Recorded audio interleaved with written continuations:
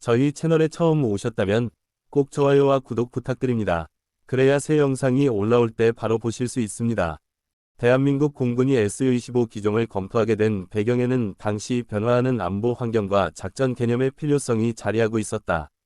한국전쟁과 이후 수십 년간의 분쟁 경험을 통해 한국군은 단순히 제공권을 확보하는 것뿐 아니라 지상군을 직접 지원할 수 있는 근접항공 지원, CAS 능력이 절실하다는 사실을 체감하였다. 특히 산악지형이 많은 한반도 특성상 저고도에서 안정적으로 작전하며 지상 목표물을 정밀 타격할 수 있는 플랫폼은 중요한 전력 자산으로 여겨졌다.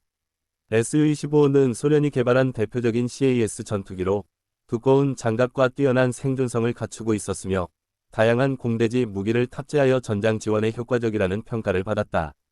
이러한 특성은 당시 대한민국 공군이 보유한 A-37 드래곤플라이와 같은 경공격기의 한계를 보완할 수 있는 대안으로 검토될 만한 이유가 되었다.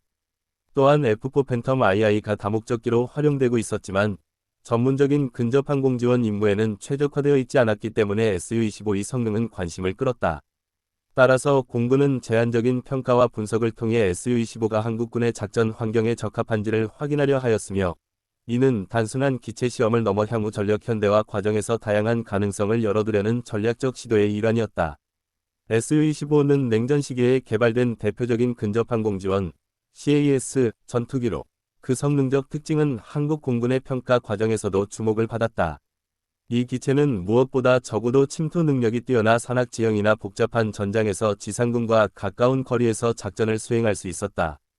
저속에서도 안정적인 기동이 가능했으며 전선에 근접한 활주로나 임시 비행장에서 운용될 수 있는 강인한 설계가 장점으로 꼽혔다. 또한 강력한 장갑 구조를 갖추어 피탄 시에도 높은 생존성을 보장했는데 조종석과 주요 엔진 부분에 장갑판을 적용하여 지대공 화기나 소형 대공 무기에도 버틸 수 있었다. 이 덕분에 Su-25는 조종사의 생존 확률을 크게 높이는 전투기로 평가되었다. 더불어 다양한 공대지 무장을 탑재할 수 있다는 점도 큰 장점이었다. 로켓, 폭탄, 미사일 등 여러 종류의 무기를 장착할 수 있었으며 상황에 따라 전술적 유연성을 발휘할 수 있었다. 이러한 특성 덕분에 Su-25는 단순한 공격기 이상의 가치를 지니며 지속적이고 집중적인 지상 지원 임무 수행에 적합하다는 평가를 받았다. 한국 공군은 이러한 성능을 면밀히 분석하며 자국 환경에 맞는 운용 가능성을 검토하였다. Su-25의 성능을 검토하는 과정에서 한국 공군은 당시 주력으로 활용하던 A-37 드래곤플라이와 F4 팬텀2와의 비교 평가를 진행하였다. A-37은 경공격기로서 간단한 근접항공 지원 임무에 적합했지만 탑재 중량과 항속거리가 제한적이었고 방어력이 약해 본격적인 전장에서 생존성이 떨어진다는 단점이 있었다. 반면 Su-25는 강력한 장갑과 무장 능력을 갖추어 A-37의 한계를 보완할 수 있는 기종으로 보였다. 그러나 기동성과 작전 효율성 측면에서 Su-25는 단순한 경공격기보다 더 큰 잠재력을 지니고 있었다. 한편 F4 팬텀2는 다목적 전투기로 공대공, 공대지 임무 모두 수행할 수 있었으나 본질적으로 근접항공 지원에 특화된 기체는 아니었다. 특히 저고도에서 장시간 채공하며 정밀하게 지상군을 지원하기에는 기체 크기와 운용 비용이 부담이 되었다. 이에 비해 Su-25는 전술적으로 저고도 침투와 근접 지원에 최적화되어 있었고 정비와 운용이 상대적으로 단순하다는 평가를 받았다. 이러한 비교 과정을 통해 한국 공군은 Su-25가 특정 임무에서는 장점을 가질 수 있음을 확인했지만 동시에 기존 서방 기체와의 체계적 호환성 문제도 중요한 고려 요소로 떠올랐다. Su-25를 평가하는 과정에서 가장 큰 걸림돌로 지적된 부분은 바로 운용 한계였다. 러시아제 장비 특성상 서방 무기 체계와의 호환성이 떨어졌고 이는 대한민국 공군의 기존 전력 운용 구조와 맞지 않는 문제를 낳았다. 당시 한국은 미국산 전투기를 중심으로 공군 체계를 구성하고 있었기 때문에 탄약이나 전자장비, 항공기 정비에 이르기까지 서방식 표준을 따르고 있었다. 그러나 Su-25는 러시아제 무기와 부품을 기반으로 설계되어 있었기에 동일한 정비 체계에서 효율적으로 운용하기 어려웠다. 또한 장기적인 부품 수급이 불안정하다는 점도 중요한 제약 요인이었다.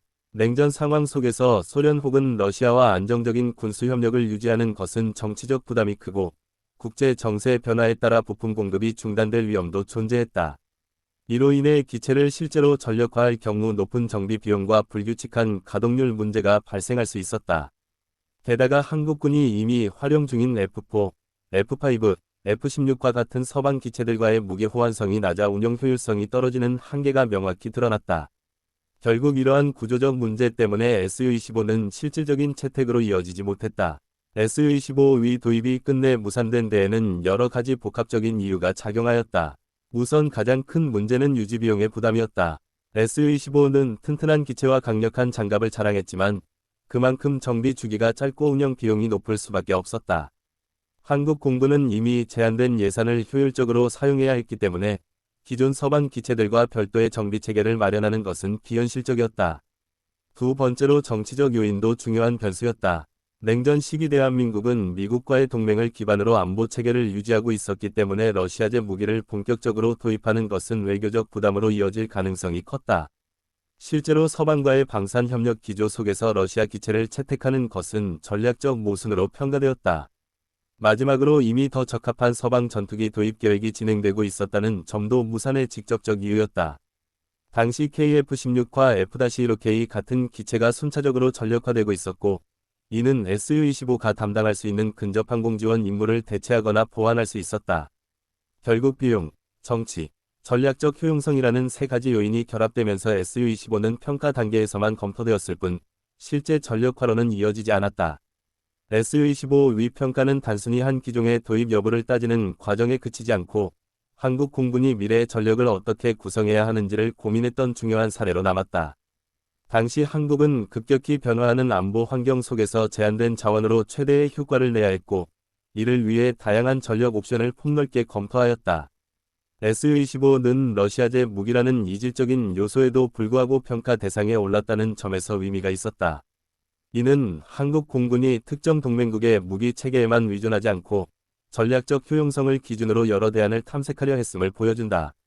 비록 실제로 채택되지는 않았지만 이러한 검토 과정은 공군의 전력 기획 능력을 한층 성숙하게 만들었다. 또한 Su-25와 같은 전문 근접 항공 지원 기체를 평가하면서 향후 어떤 임무에 특화된 전력이 필요한지, 그리고 기존 다목적 전투기 체계와 어떤 균형을 이뤄야 하는지에 대한 교훈을 남겼다.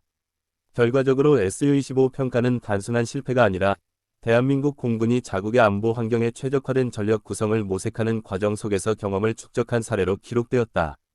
이는 이후 KF-21과 같은 독자 전투기 개발에도 간접적으로 영향을 미친 중요한 발자취였다.